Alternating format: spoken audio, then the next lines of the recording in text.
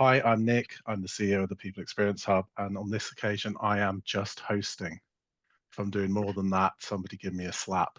But I am joined by my two wonderful colleagues, Rob Robson, our Director of People Science and our Chief Operating Officer, the architect of our report, and by Jordan Saxby, our Head of Client Delivery, with a wealth of experience ranging from a career in Asda through to Green King, looking after all elements of this and working in suppliers and now with us. I'm delighted to be joined by Nebel, Chief People Officer Extraordinaire, with a background with Reward Gateway Edenred, Roche, and River Island and more, and now in that fractional space, getting out there and helping people navigate their worlds. And Shakil, what can I say? HR consultant, superstar, and superhero, getting out there and helping so many organizations do their thing. So we are going to be talking about our insights report that has just landed. And I'm going to jump straight in. Just want to maximize this time. Rob, I have a question for you. We're going to start with you. So I'm going to ask the question, but I'd also like you to introduce the report that you have created with your team. So introduce it, what can people expect from it, but also then answer this question, which is engagement crisis. We hear so much from, I'm beyond being mystical about this. Gallup say that we are in an engagement crisis. Our report says that we are not. The report challenges this narrative of an engagement crisis, showing an average engagement score around 71%, just 2 points down from last year. How do you interpret this stability in engagement? What does it say about the real state of the UK workplace? So introduce the report, and I'd love to hear more about that. Yeah, so the report, it takes the common questions, the data from across all of our client employee engagement surveys. Only those that use our PX3 framework, which is the think, the feel, and then the do of engagement. And we've taken those comments, those questions, all the data from that, and turned them into one data set and looked at the trends that are coming across. So we used the same kind of analysis, what we call path analysis, to look at how the think influences the feel and the do across the board, and just dug for insights basically. On the question of engagement in crisis, I'm glad we just cut to the chase and called out Gallup from the beginning, because Gallup have this narrative that engagement is in crisis, and they report something like 20% engagement in a lot of places around the world, and it gets repeated parrot fashion again and again and again. You see it all over LinkedIn when the report comes out, and it's inconsistent with what we see from other providers. So we're saying engagement is around about 70%. People like Culture will be saying it's around about 70%. Glassdoor ratings a little bit lower, but still in the 60s. So you go through all the other big providers, and they're saying the same thing. And I just think it's problematic because it creates this narrative, and what they're doing is not they're not getting a completely different result from us. They're categorizing their data in a very skewed way. So if you're not scoring 5 out of 5 on a Likert scale, you are not actively engaged. And and I don't know about you, but I never, or very, very rarely, use the ends of a scale when I'm filling in a survey. So for me, it's deeply problematic. I mean, Nebel, I'm interested as a Chief People Officer, that narrative that comes out from there's a disengagement problem across the UK or across the globe versus the truth maybe within an organization or the truth hidden amongst that stats. Is it distracting for businesses? Is it enabling? How's this coming in? I think it's always useful to look at the narrative beyond your own organisation so that you've got an understanding of what's going on from a global perspective, having an awareness of what's happening politically, economically. So I'm always somebody that will promote looking beyond your own insights. Then you need to think about what's contextually going on in your own business. So you take that information from what's going on externally, but what's happening externally in terms of potentially flawed or otherwise trends reports doesn't necessarily match what's going on in your own business, which is why it's so important to have then your own data set and your own insights to be able to then truly understand what's happening, why it's happening, who it's impacting. So for me, it's a blend of, okay, well, we take that on board. If Gallup are saying what they're saying, that's fine. Interesting information, but that shouldn't be the only source of data you're looking at. When we think about evidence-based practice in HR, the whole principle is that you should be taking multiple sources of data and insights to inform where you're at and which decisions you make in terms of prioritization and where you make a difference in your own business. So regardless of what any trends report says, what's a priority is actually where's your level of engagement in your own organization and what does that look like, and focus on those areas where you can perhaps drive that up even further rather than leaning too much into one or two global reports that may or may not resonate with what's going on in your own business.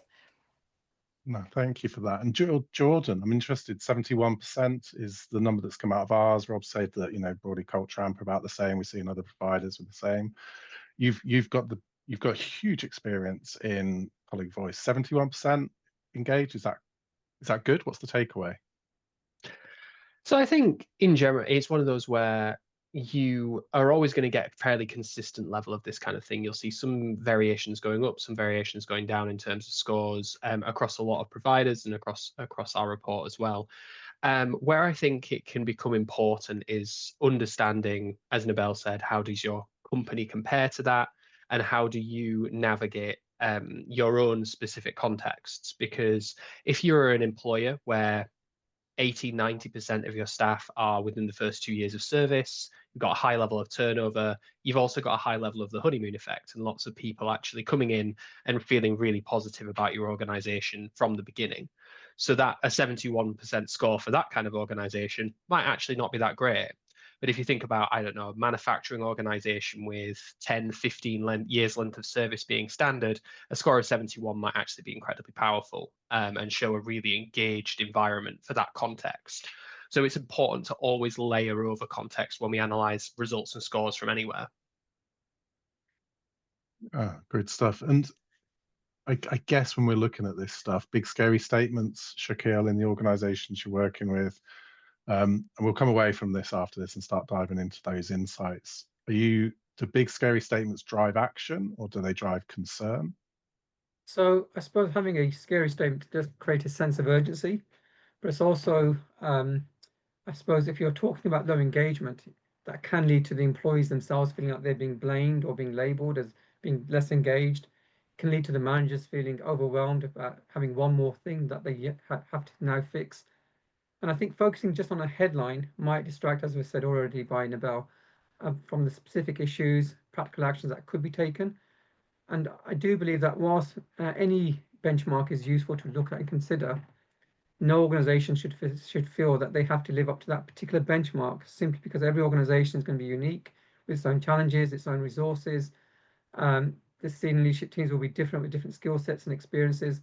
So they should be used as a guide, but not necessarily to dictate this is what we're now going to focus on, and all hands to deck, we need to fix engagement, because that may not be the case. I think there's something we talk about with benchmarking, which is regression towards the mean, which is that if you really focus too much on comparing yourself to the benchmark, then everybody will end up roughly the same eventually. And what you're actually trying to do as a business is differentiate yourself. Definitely. I think it's really interesting. So, I mean, we'll jump into some of the questions. I mean, that's a really good opening, and Jenna has jumped in to say completely agree about having one source to look at, but acknowledge that it tends to be quite US in their approach. to be more likely to score at the extreme ends of surveys as well. So again, that approach where Rob, the more cynical. And just before I move to that question, Jordan, I know you have some insights into this. Do we see differences in the way that different people from different countries will take part in surveys? Absolutely, and it depends on the organizational context in these circumstances. So in the US, for example, if you have a US organization, it's not just about having a cultural bias towards, say, positivity, which we often see in American survey responses, but it actually depends on the state by state makeup within the US that you're going to have as well. And some states potentially, in my own experience, sometimes surveying, particularly in New York, can actually lend towards a more negative bias rather than a positive one.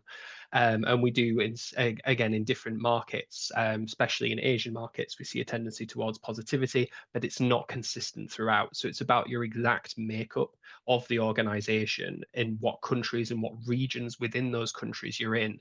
Is going to really determine where those scores are coming from. So for us with a UK survey, there we're seeing specific amounts of specific response biases that other countries might not see.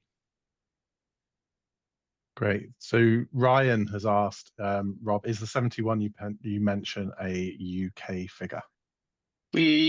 So our figure is all clients, all participants who asked our more common questions, but that does include some international respondents, but it's mostly UK. Great, thank you for that. Hope that helps, Ryan.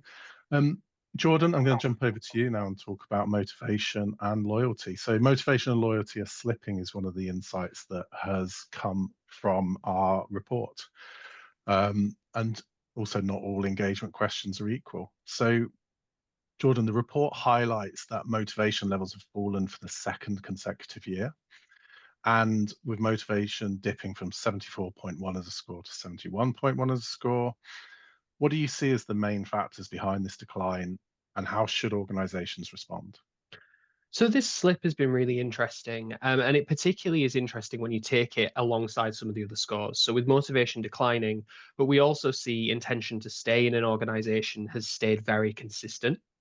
But then some organizations who ask a different version of the retention question, so it would take a lot to tempt me to move elsewhere, we've actually seen a major slip in the scores of that this year, although the exact specific percentage points might differ because of the size and number of clients who ask that question. But what we're seeing here is people are easier to tempt to other employers, they're less motivated, but they are as likely to stay in your organization for 12 months. And this is a great reminder to all of us that much like sales data, much like productivity data, your people metrics are influenced by by the macroeconomic context that you work within. The employment market is quite tough right now, and particularly the press are amping up the difficulties of the employment market. A lot of the intention to hire is down. Number of job adverts are down this year as well. And if you look at the CIPD labour force surveys, the numbers tally up with those results. And employees see that. Employees see that it's hard to get another job. It's hard to move elsewhere. And so when they're asked, do you see yourself working in this company in 12 months' time? They're going to be like, well, yeah, probably. I don't want to go out into that job market. I'm going to hang on. It's better the devil you know. I'll come with the partner I'll dance with the partner I came with. And when we have this kind of challenge, you then as an employer have to think, who am I trying to engage? Because I'm actually going to be working, if I want to land change, if I want to try and motivate these people, if I want to do something differently in my organization, there are people who are less motivated that I'm talking to. They may be more transactional, things like money, work-life balance, come in, do the work, get the paycheck, go home, may be more important to these individuals. And so that makes for a different approach that you're going to have to take when you're doing things in your organization, because some people might not want to be there. On the flip side, the positive that comes from this is if you want to poach staff from a competitor, there has never been a better time to do it in the last few years, because people are easy to tempt, but currently locked into thinking, well, I'm going to have to stick around. So it's a really interesting environment. So are you saying that this is I guess people are saying we're going to ride out the storm. We're going to ride out the economic situation that the world is in right now, or my local situation. And actually, there's a lot of stuff that I can put up with at work that I would normally make me leave. But so my motivation's dropped, but I'm going to stay. I'm going to stay because actually right now I need something that's stable, and that is my pay packet. Yeah, there's an element of the mood music changes what decisions people make about their careers. And even if they're less happy or less motivated, they may just choose to stick around if there's fewer options out there, or it feels harder to go out. I'm always reminded, some of our younger viewers hopefully will at least get the reference of the concept of cuffing season, where everybody who is single gets together with a partner just as autumn hits, so that they can be with someone through the winter, and they're not having to go out and date in the date throughout the winter, and they're instead connected with someone. And it feels like it's the jobs version of cuffing season right now. Let's try and make that trend. If that can become a Guardian headline, then we'll celebrate that. But I love that.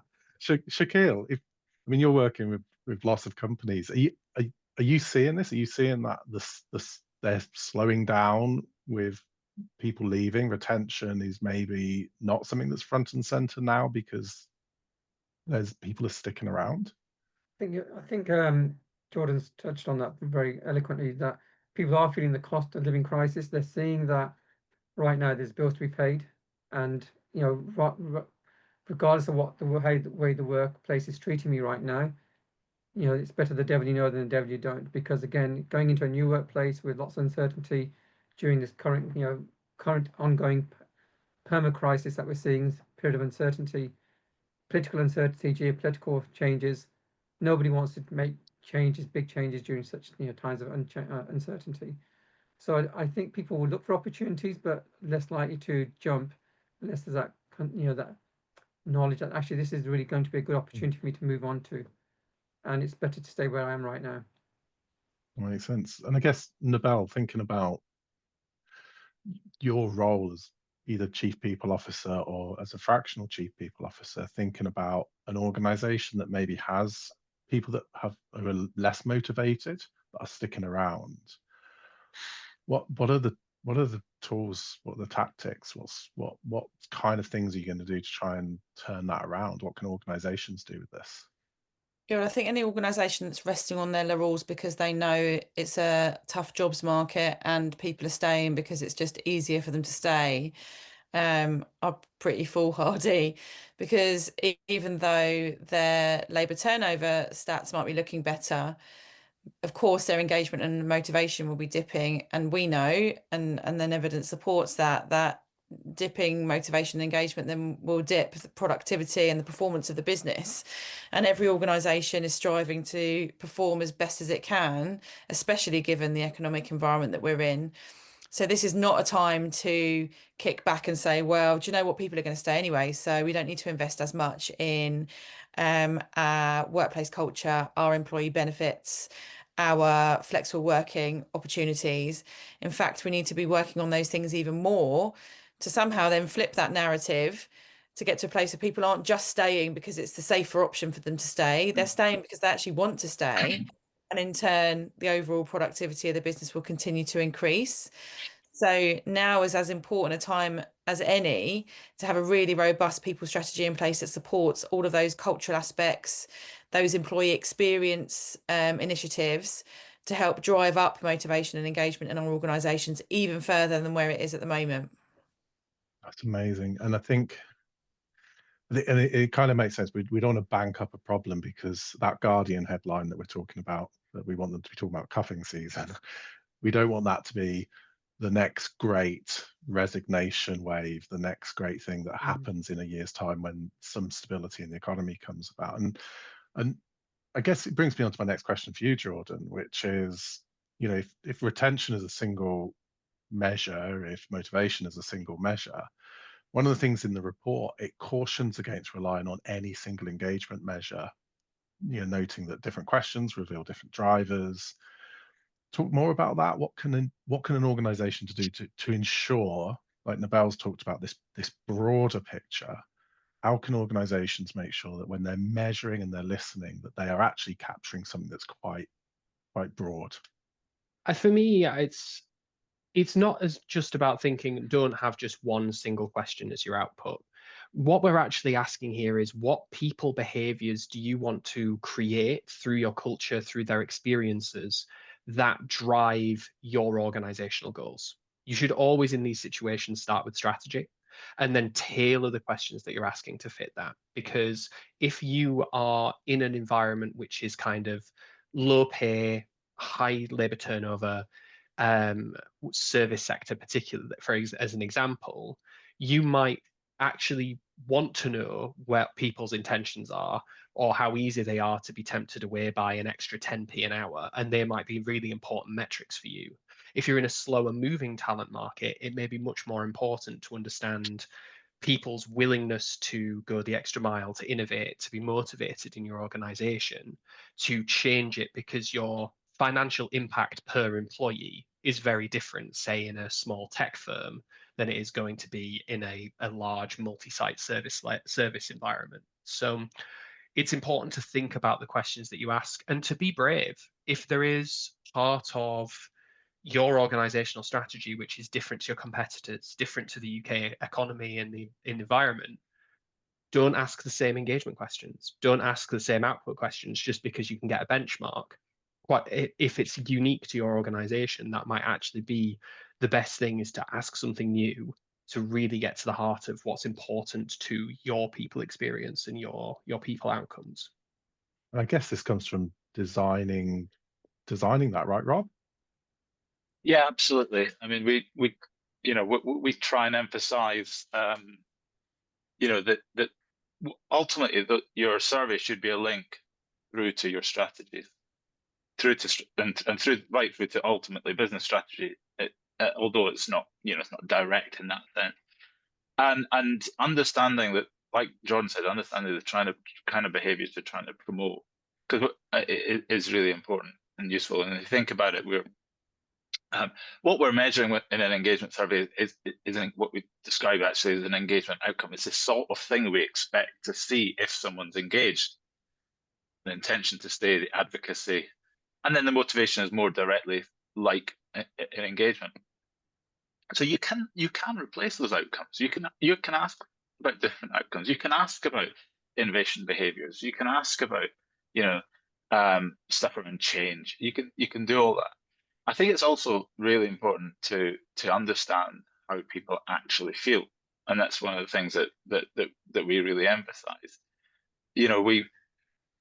We know that the stuff that we talk about when we talk about feeling is related very much to sort of basic human needs, the basic human needs of autonomy, competence, relatedness, and we know that in an environment where people are experiencing those things, they will be more motivated.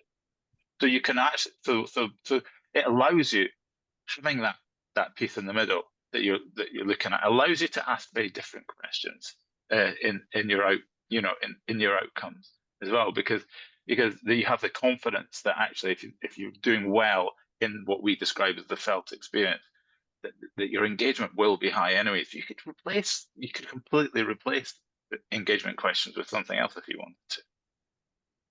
Okay, that's really interesting. I'm going to open this up now. Shakil, Nebel, any comments on this? Shakil, were you going to go? I was just going to say, I'll put a comment in the chat, because what I am seeing is that people are more likely to put up and shut up than actually challenge and speak up. So some of the organizations I've worked with, where they've tried to introduce speak up cultures and have done focus groups and one-to-ones, what I'm hearing is actually it's not worth the risk, because they are in insecure jobs. More employees seem to be using short-term contracts, casual contracts, freelancers, and it's always that concern that if I do speak up, it's going to lead to a greater risk of me not being re-employed or having my contract extended. And what that then creates is a vicious circle of toxic behaviors that then perpetuate, that don't get challenged, and that the employee experience is then further derailed and get more poor morale and demotivation within the workplace. So I do think it's a quite a for me it's quite concerning that we are seeing this during this period of time. But I do think, just like after the pandemic happened, once there's that opportunity that arises and the employment market picks up, we could see, as you said, Nick, a big dive off towards the big resignations and people looking for better opportunities elsewhere. So as Nebel said, as has been said, we shouldn't get complacent. Yeah, and I think this is where the way leaders show up is so important.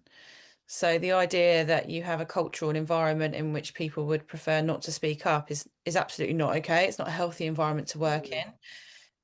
We were all familiar with the term psychological safety, but we absolutely do need to create that in a workplace culture. We need a sense of trust in our leaders and openness. And that's something we should be investing our time in fostering and creating.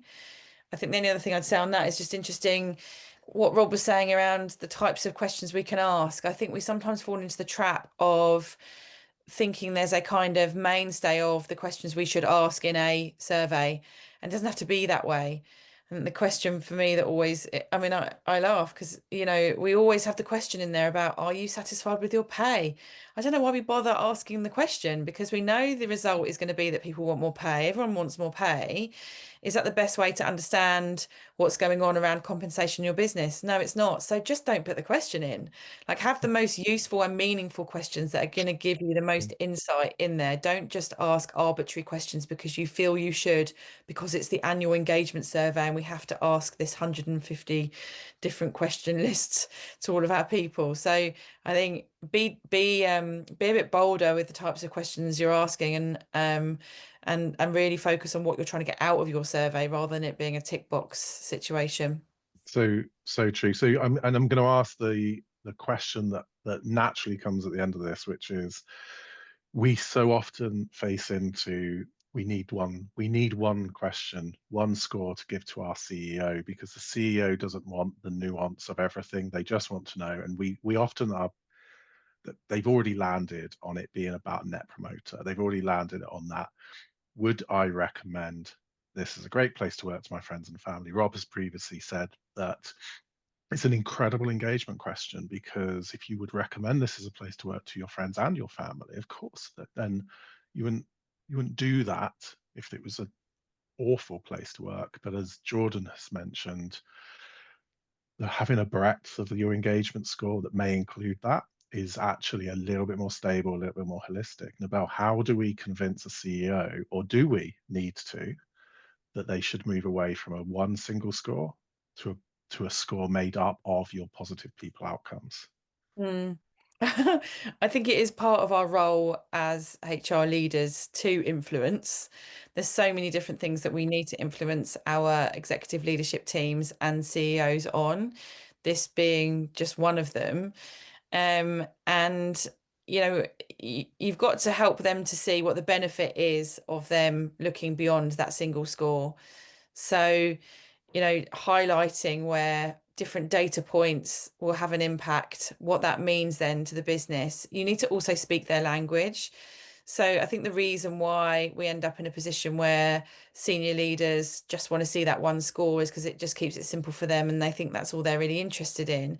If you start to have a conversation with them to say, well, actually, there's a few other levers in terms of data and insight that will inform the type of behaviours that you will see in your teams around potentially attrition and retention, and whether we're going to see perhaps an uptick in leavers, well, that creates a pain point for those leaders, because they don't want those people to leave, because that's going to cause a headache for them and it causes them a cost. So you have to help them to see what the pain points and the consequences are of them not paying more attention to more of those data sources. It's also our job to keep that as straightforward as possible. Let's not overload them, but let's help them to widen their horizons to a degree that enables them to recognize the value in why we do what we do and ask the questions that we ask, and how that data and insight can help them and their teams perform better in terms of impact on the bottom line of the business and their overall costs. So you've got to create a bit of pain, I think. That's a blog, right? there's a blog right there, right? Yeah. Somebody bottle all of that, expand it up, and send it off to whatever the CEOs are reading. right, to help them with that. Let's do something with that. I love that so much. We've had and this is a great time. I'm looking at the timing on this as a profound waffler. We're halfway through my questions. We're halfway through the webinar. Something's going right. So we've had 2 questions that have come in. Probably the first one's for you, Rob, which is, what examples do you have of feeling questions? Maybe talk about that human needs piece, and what do we think of as the felt experience? If you could just spend maybe 2 minutes on that. Yeah. As Nebel knows, because when we worked with her at Reward Gateway, we actually did use emotions in the survey and that, but it's actually quite difficult to operationalize emotions, to know what to do with them, to make sense of them. So we use, instead of most of the time, instead of emotions, like I said, we focus on basic human needs, and the theory is, autonomy, competence, and relatedness is self-determination theory.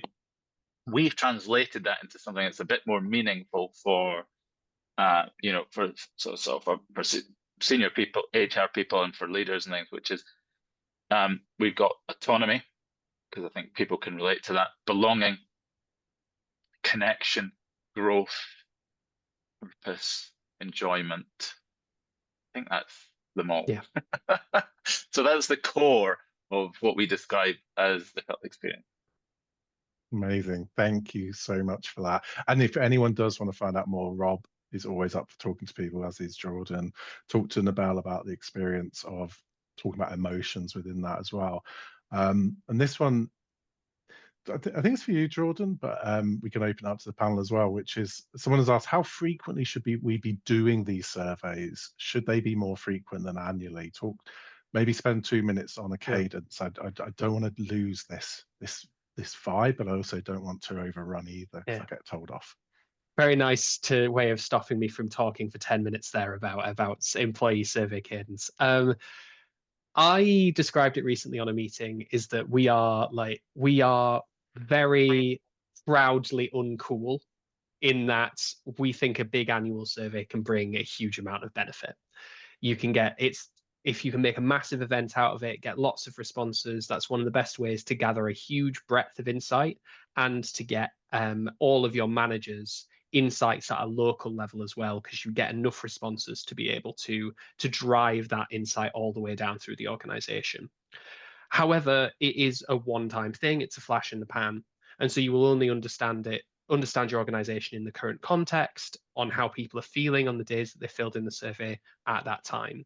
So we'd always talk about what are the other things that you could think about in terms of measurement throughout the year. A lot of our clients use pulse surveys, but the problem that you will always have is that the more regularly you survey, the smaller your pool of responses becomes, because people get elements of survey fatigue because they don't see action off the back of it. And Jenna said in the chat about the importance is the follow through from employee listening, and that's really important.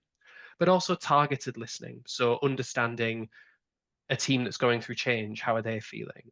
Maybe understanding, if you're opening a new site, how does that new site feel about their journey so far? Or people going through people processes, surveys to new joiners, leavers, those who've come back from parental leave, maybe a new manager survey. So when people get a new manager, how they're feeling after that has happened. There's lots of ways that you can listen to employees without it just being the big survey happens every month. It's actually, let's use the right tools for the right purposes. And I'm going to just ask you, Nebel, and probably then come to you, Shakil, on organizational context on answering this question. What if you don't have the capacity to respond, to listen, but you need to ensure that people have got a voice? What do you do? I think the reason you sometimes feel like you haven't got the capacity is because you lean too much on that annual piece. Because when you do an annual survey, the volume of data and insight that comes from that is fairly extensive. So if you don't have the capacity to deal with that, break it down into smaller chunks. So I'm a fan of a baseline survey. It doesn't have to be annual. You can choose when you do it, but your baseline survey starts you off. and it gives you a kind of platform to then start to think about where you need to perhaps deep dive into specific areas and do pulse surveys. So if you know that you haven't got the capacity, you haven't got the leadership buy-in that are going to be involved and step in and respond and react and be part of the action planning, don't embark on a huge annual survey to begin with. Begin where you can, start smaller, and put yourself in a position where the volume of insights that you get, you can do something with, because we all know that's the biggest challenge. You spend so much time and effort generating awareness around the survey being open and focusing everything on participation levels and being very proud of yourselves and patting yourselves on the back because you've managed to achieve over 90% participation. And then after the survey, I'll use polite words, nothing happens. Not enough happens. We don't take the action, and then your employees become despondent. So don't set yourself up to fail. However, on the flip side to that, I would say work hard to get yourself to a place where you can respond to that stuff. It's so, so important. So if you haven't got the capacity, okay, but then what do you need to do to enable there to be the capacity to be able to work in this way? And just I'm just going to quickly jump in there as well. One thing I found when I worked in-house that was particularly powerful is to go below exec level and operate at sort of SLT senior manager level when you're sharing and working through the insights, to actually go to your IT team and say, this is what people are saying about IT and tech, to go to your people team and help them to see these are the challenges that are being faced with people, processes and practices in the organization. And as you're showing those teams the valuable insights that you can gather, you don't need to start acting on it yourself. You don't have to make the plan yourself, because you've given those teams the problem that they have the capacity and power to solve. I'm going to sound a bit like a heretic here, but I think if you're really struggling with the capacity to run a successful survey, whatever type that is, start by talking to people and sending your team out to talk to people. Gather some simple insights from that. Demonstrate some action, build the trust, and say, and then you're in a better position to say, look, we've heard some things. We'd really like to understand that in more depth and understand that, how that factors in across the organisation. We'd really like to run a survey, and you get more support. Brilliant. And Shakil, you've put something in the post as well, which is the so results I was just saying, need to be shared. when I was HRD, and we'd been doing this annual survey for every 2 years, and I realized actually I saw it as a waste of time and money, because we weren't really taking action, we weren't sharing the results, we weren't being transparent. The results would go back to senior leadership team, they'd discuss it, and it'd be just another agenda item on another directors meeting, and the staff were none the wise about what had changed. So when I was asked on the third attempt to third time to run the annual survey, I actually refused, and I said, look, this is what it's going to cost me. I'd rather use this money elsewhere, because I don't see any history of us actually doing anything with the results. The participation rates are going lower and lower each year. And unless we're very honest about why we're doing the survey, what we're going to do with the results, to share those results openly, transparently, and to be honest about where our failings are, and then also communicate what we're going to do. And it's okay to actually say, here's what we found, here's what we're going to do, here's what we're not going to do because we don't have the time, resource, or the capacity, or the energy, whatever the reasons are, but be honest about that. Here's what we might defer to the future. Here's what we can do right now. And we'll report and be clear about making commitment about when you can give an update. So it's not just 2 years from now when the next annual survey is about to be run and we do, you said we did. It's too late. You've lost the people. So if you want to actually have real engagement, it's about being more authentic about your capacity, your honesty and integrity about the survey itself, and then showing those results. And celebrating those results and actually being honest about your failures. Say, we tried this, it didn't work.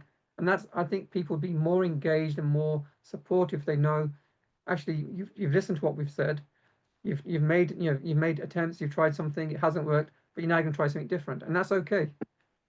I don't think anyone expects leaders to have all the answers, but to not listen, I think that's a much bigger failure.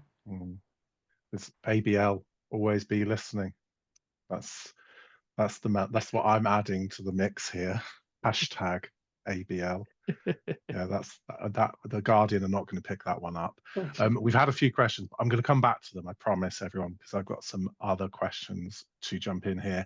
And some of these questions are really good, and some of the comments here are really good. I will say watch this space, because I've seen some of the work that Rob, his people science team, the product team are working on, which is about closing the action gap, closing the gap between insight to action, remove dashboard overwhelm, and moving to a culture of taking action. That's for another day, but stay posted. Nebel, hello. Hello. Trustworthy leadership matters. That was insight number 4 from the report. The report finds that trust in senior leaders scored 69%, and organizations supporting work-life balance 65%, and contributing to the community 69%.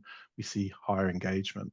Those are think factors for us. These are the areas that any organization can take action on. So if we think about trust in senior leaders mattering, you talked earlier about how does a senior leader turn up? How does a senior leader turn up, Nebel?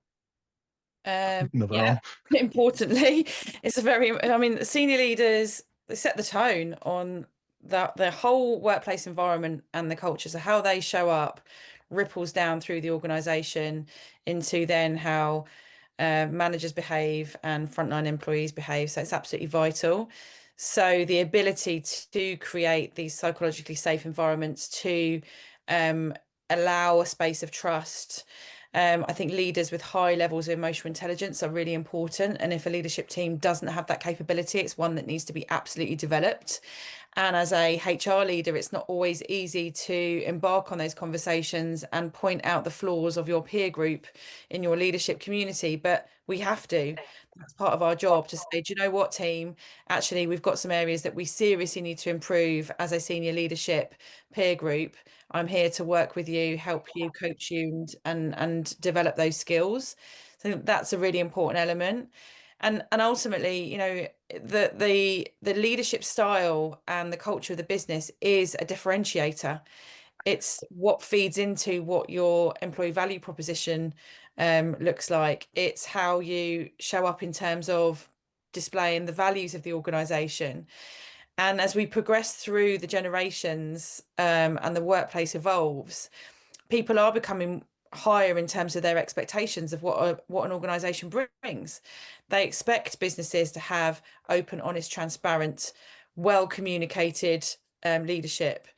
It's really interesting. There's a couple of things. I know you've picked out a few highlights in the report, but there's a couple of things that really stood out for me, specifically on connection.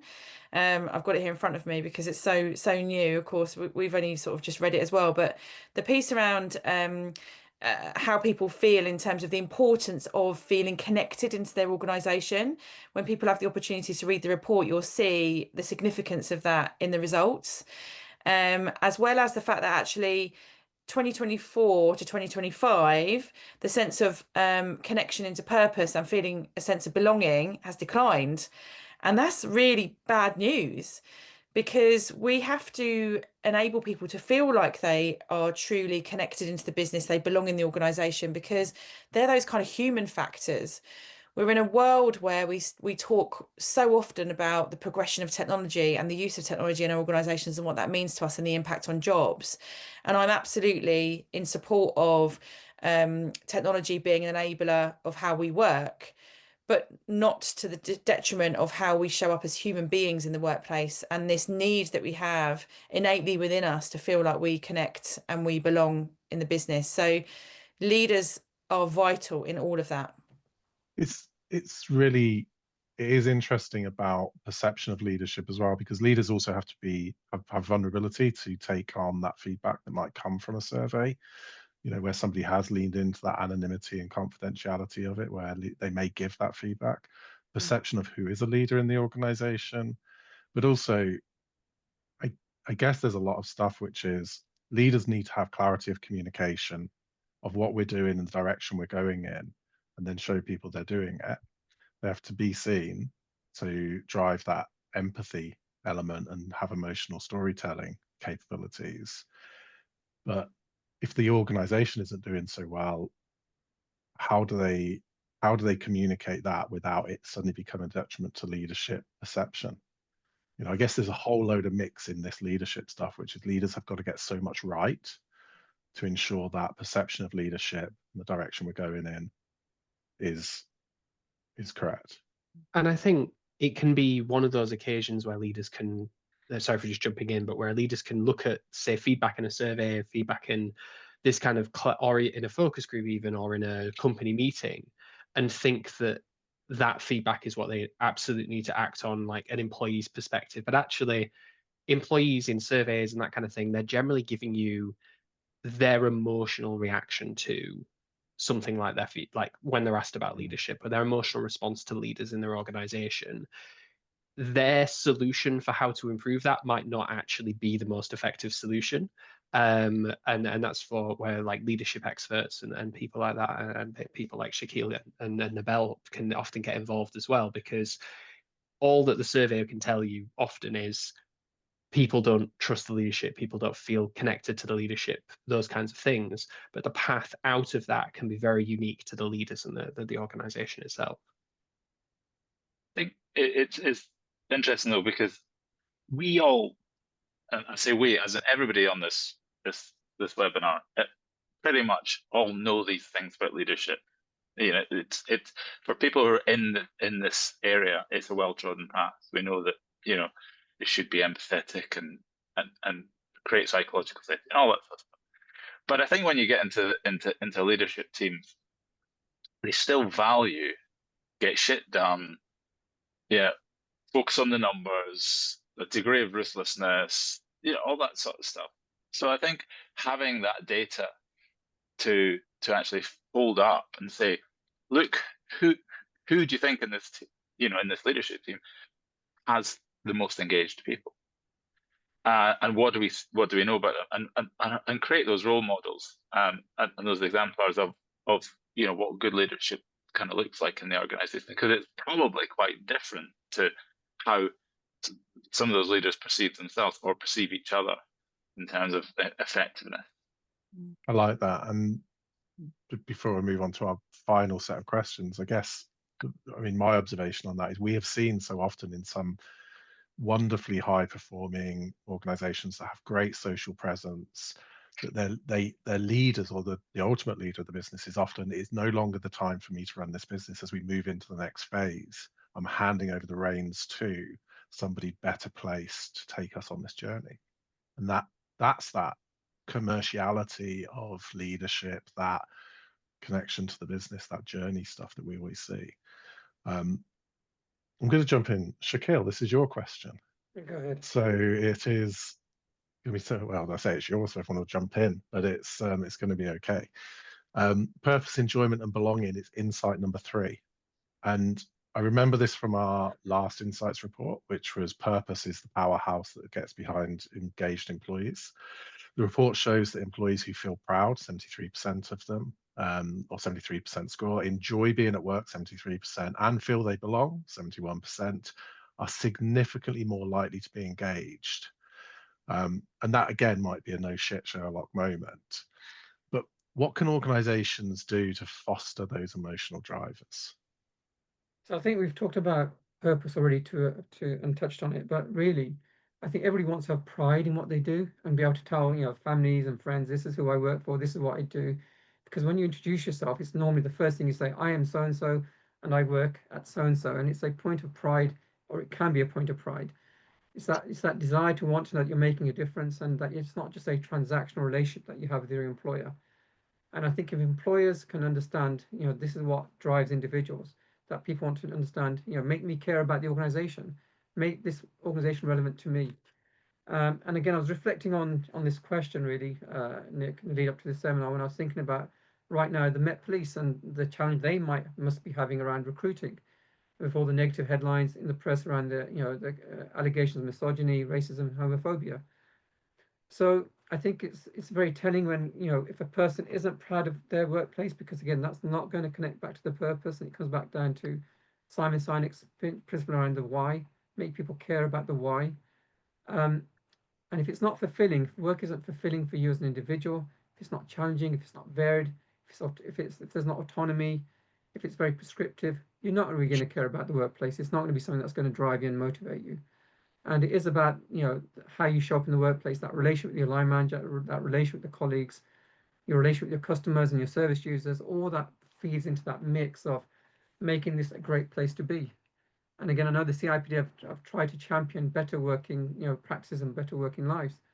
And that's, I suppose, at the heart of really what I think employees should be focusing on. If you want better engagement, more productivity, make the workplace a better place to be, rather than just a place where you have this, you know, I turn up, you pay me, I go home.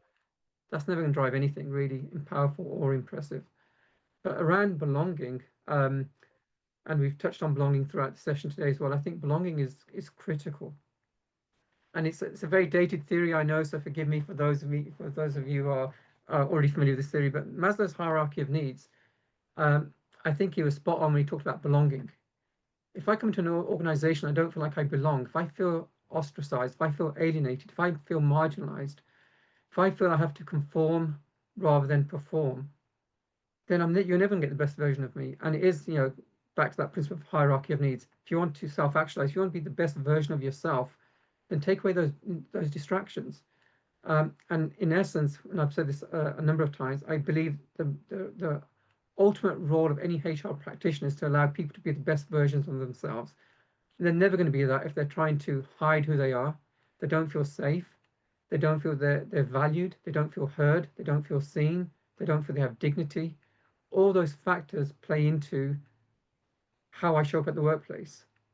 So if that can be, you know, if we can create, you know, as Nebel touched on it earlier, places where there's psychological safety, where there's, you know, I can speak up freely, I feel heard, I feel seen, my opinion matters, then now I care about this organization. And I think that's when I always notice the change in languages when you see, rather than being the organization, it becomes my organization. Rather than become the team, it becomes my team. It now becomes relevant to me as an individual. And I go home and you know, even now I've left some workplaces many years ago and I still talk about us. We did this and we did that, as opposed to they are doing this now. I still talk retrospectively as if I'm still part of that team because it creates those long-term links. And ultimately, I think that's what we look for as human beings. We look for connection. That's all that's, at the end of the day, that's all we have is time and, you know, relationships. And that's what I think drives us as human beings. Just I think everything you just said has just power behind it. It's if organizations can go away and do something tomorrow, it's make your people proud and help them be proud, and, you know, help them enjoy their time there, build connections. Everything we've just talked about seems to have led up to this question. And like, there were 10 key insights in the report and I had to kind of pick 4 of them to talk about today. And when I saw this one, I just knew this was the powerful one to close off on, because, and we've got some questions to answer, but it's absolutely right. Nebel has covered this, Rob has covered this, Jordan's covered this. So I'm just going to open up to the panel now and say everything that Shakil has just said. Anything to add? Well, just an absolute agreement that, and I've put it in the comments. You know, I know you're right, Shakil. Maslow is an old model, but it's still completely relevant today. And this idea of how people feel like they're connected, but also how we recognize the good work that they do and how we appreciate people in the organization. So even, you know, we haven't even touched on the concept of recognition and appreciation of people in your businesses, but those are 2 massive drivers to how connected someone feels in the business and that sense of belonging. So absolute support from me for mentioning Maslow. I think is a great model that will stand the test of time, and it already is. Because it's one that is straightforward, makes sense to us, but certainly is one that we can still use in terms of how we build out what we're focusing on in our kind of either focus on employee life cycle or employee experience, and the important elements of our people strategies. Yeah, I think I'd like to go back to the overall. You said, oh, this might be another you know, no shit Sherlock kind of moment, that, you know, purpose, enjoyment, belonging are important elements of the experience. Those are the 3 that rose to the top across our client base, and for every organization, it's going to be a slightly different combination, particularly when you look at question level. And I think what's really important is how do you improve those? Is start having conversations around them. I think the beauty of the felt experience is, so when we talk about the perceived environment, and these are the harder drivers of engagement, they're the things you can just take action on. For managers, great. You want to take action, do these things. But for the specialists, the felt experience is an opening to have that conversation. So what does make you feel more proud about being here? What gets in the way of that? And actually creating that deeper understanding of what is and isn't going to really move the needle in your organization. Because working on the drivers is fine, but it'll be incremental in terms of the improvements that you make. The real power and the real transformational kind of power comes from asking those deeper questions and using the insights you get around those feelings to drive sort of better strategies, EVP, culture development, that sort. I love it, Rob. Yeah. It drives so much energy that I see in you when you talk about like things like the felt experience and like feelings and emotions at work. That I can just see it. I can see you leaning in, and I just know how important that is. I'm just a touchy-feely kind of guy. You're just there for it. But it's so true. Look, we've got 3 minutes and we've got a couple of questions. So these are not necessarily report-based questions, so just some general questions. I'm going to fire this one to you, Jordan, from Ben, which is there an optimal number of questions to ask in a main survey or a biannual survey that maximizes both participation versus the range of insight? Any recommendations you can give to Ben there? So it's an interesting one, because if you've got someone into a big survey, they're probably just going to get to the end unless it is absurdly long. You don't tend to see a lot of dropout in employee surveys. It's more people will either fill it in or they won't. Therefore, you want to get a good, rich amount of information from them when they're there, especially if you're only running an annual survey rather than, like as Nebel says, doing more sort of a split survey and different topics.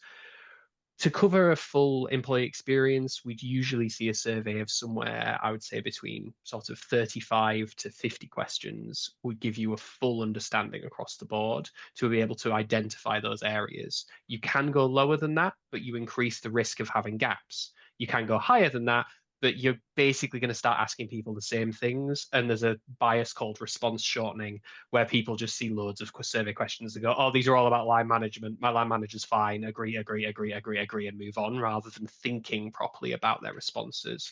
So it's always about towing that line. But somewhere sort of 35 is kind of my ideal sweet spot. But I know I could slightly on the less academic side for that. Amazing, thank you. And we are running into the final minute. So I'm just going to call out, by the way, the 10 main insights really, really quickly. And I promise this won't take more than a minute, that you'll see in the report. So number 1, the engagement crisis, not so fast. Number 2, motivation and loyalty are slipping. Number 3, pride, enjoyment, belonging, drive, engagement. Number 4, trustworthy leadership matters. Number 5, not all engagement questions are equal. Number 6, line managers deserve more credit. We've got some line manager data that we've shared previously. 7, even good things can backfire. We didn't cover that. It's such an interesting topic. I feel that's going to be a podcast or a webinar in the future, as is this one. What people say they like isn't what engages them, which was around free text comments and exploring that. Number 9, what people complain about isn't always what matters most. So the antithesis of that. And then 10, we had to spotlight on gender, which is women and men are engaged by similar things mostly. So if you are looking at the report, this is the sort of stuff you're going to find in there.